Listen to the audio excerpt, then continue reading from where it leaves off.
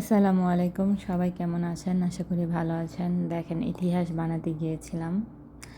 অনেক দিন ধরে চাল ভাজা খেতে মন চাইতেছে, ইউটিউব দেখে চাল ভাজা বানাইতে গেছিলাম কিন্তু হলো না, খুবই মন খারাপ। সো রান্নাবান্নায় চলে গেলাম। আজকে ছিল করলা ভাজি আলু দিয়ে, আর এখানে আমি রান্নার জন্য প্রস্তুতি নিচ্ছি। আর ছিল ইলিশ মাছ ভুনা। আপনাদের কাছে ইলিশ মাছ কেমন লাগে? আমার কাছে তো মোটেও ভালো লাগে না।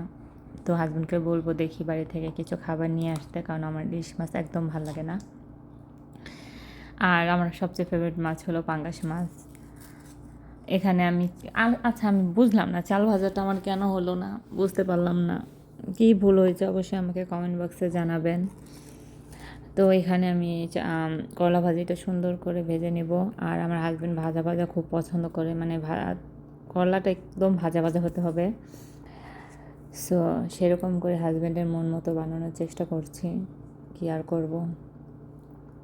আচ্ছা, আপনারা বাসায় কী কী আজকে রান্না করলেন অবশ্যই জানাবেন। মাঝে মাঝে রান্না করতে একদম মন চায় না, মন চায় যে আম্মুকে বলি, আম্মু এটা রান্না করে দাও, এটা রান্না করে দাও। এই যে দেখেন, আমার করলা ভাজি রান্না করা হয়ে গেছে।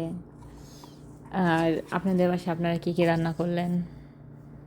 এখানে আমি ইলিশ মাছ ভুনা করতে দিয়ে দিয়েছি, আর এই যে আমার ইলিশ মাছ ভুনা হয়ে গিয়েছে। কালারটা কেমন হয়েছে অবশ্যই কমেন্ট বক্সে জানাবেন। আমার কাছে এতটা ভালো লাগেনি। আর আমার ইলিশ মাছ এভাবে। ভিডিওটি ভালো লেগে থাকলে লাইক কমেন্ট সাবস্ক্রাইব করে আমার পাশে থাকবেন। আল্লাহ হাফেজ।